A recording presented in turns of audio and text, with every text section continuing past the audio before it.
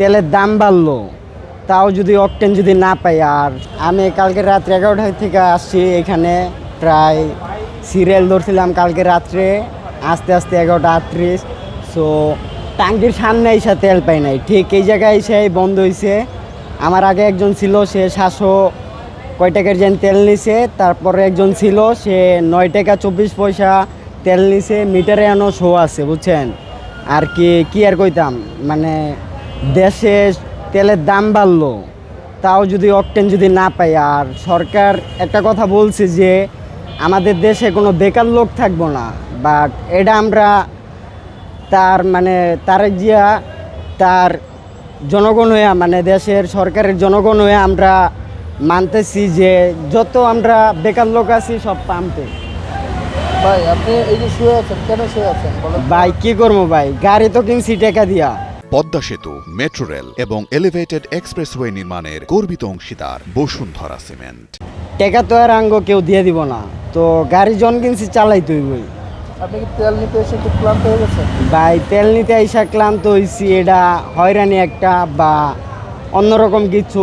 অনেক লোক আছে যাতায়াত করতেছে, কেউ হসপিটালে যাব, কেউ কাজে যাব, কেউ বাসায় যাব, বাসে উঠলো একটা হয়রানি, কারণ ওনাদের আর কি। কারণ আপনি কি উঠতে পারতেছেন না এরকম কিছু? আমি এখন পাইতেছি না তেল, কারণ বলতেছে আসবে আসবে কালকে থেকে। তেলের যদি আমাদের দেশে খনি থেকে থাকে, বাট তেলগুলা কো, এগুলা কি সরকারের সিন্ডিকেট নাকি পাম্পের সিন্ডিকেট, এটাই আমি বুঝতেছি না। তেলের দাম তো বাড়ছে, কিন্তু তেলের দাম বাড়ছে, সো তেল কোথায়? আমাদের দেশের নাকি তেলের খনি আছে, তেলের দামও বাড়লো, তেল কোথায়? রাত্রে কি এখানে ছিলেন? রাত্রে এখানে ছিলাম, এই গাড়িতে এমনি শুয়েছিলেন? গাড়িতে শুয়েও ছিলাম, বাইরেও ছিলাম, হাঁটাহাঁটি করছি, ঘুরছি ফিরছি, কিছু করার নাই, কারণ কি শরীর তেল টায়ার্ড নিতে হয়ে হইব। গেছে? শরীর ক্লান্ত?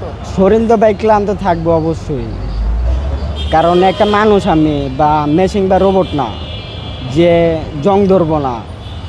2 চাকার সাইকেল ভাই জং ধরবই, বুঝছেন না? মানুষ একটা 2 চাকার সাইকেল, হাওয়ার উপরে চলে, এরকমই, আর তেমন আর কিছু না।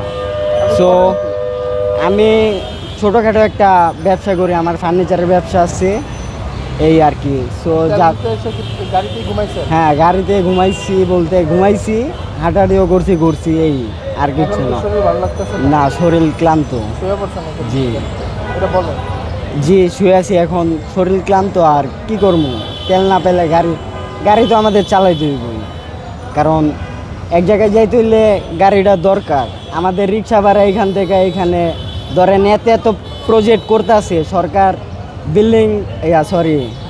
সরকার ফ্লাইওভার করতেছে, রাস্তার প্রজেক্ট নিতে আসছে। সো প্রজেক্টটি নিয়ে লাভ কি যদি গাড়ির তেলই না থাকে?